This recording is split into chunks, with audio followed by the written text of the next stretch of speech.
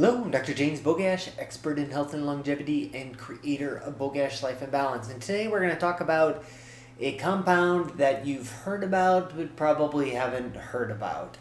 And it has everything to do with the way we process and cook our food. And the nice thing is, if you're aware of it, there are things that you can do to help offset it.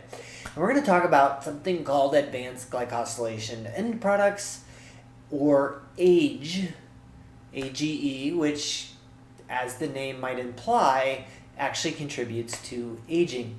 Before you think you've never heard of these before, I guarantee that you have. If you've ever had your HbA1c checked or your A1c checked to tell if you're diabetic or to monitor diabetes, you're checking for these AGE compounds. And if you've ever seen the crust of a bread, you've seen what these compounds are.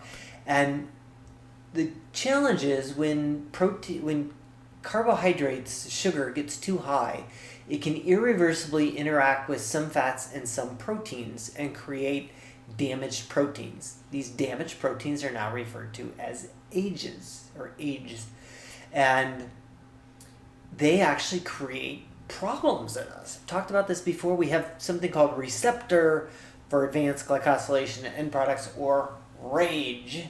And certainly RAGE doesn't sound like anything we want running through our bloodstream. So these kind of make sense and they're easy to remember in that context.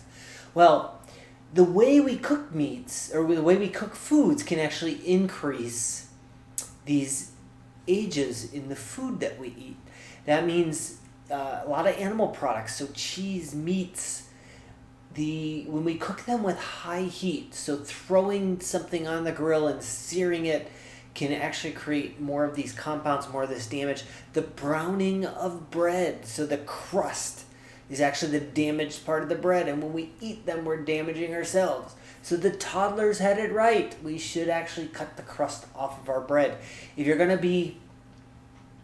be grilling something, baste it first or cook it slow to let it cook evenly with less of these damaged compounds. It's that simple to save yourself some heartache in the long run. So what do these compounds do? Well, they damage us.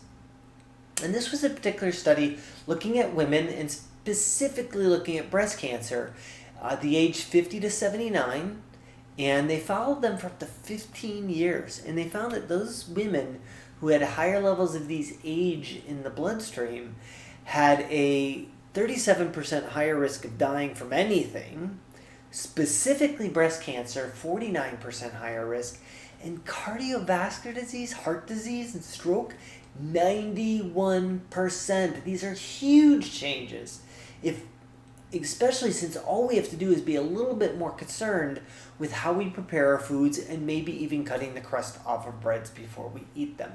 Not difficult changes to make yourself live longer and healthier. As always, I'll post a link to this particular study in the description. Make sure you like this video, share it with somebody who you think needs the information, and subscribe to the channel.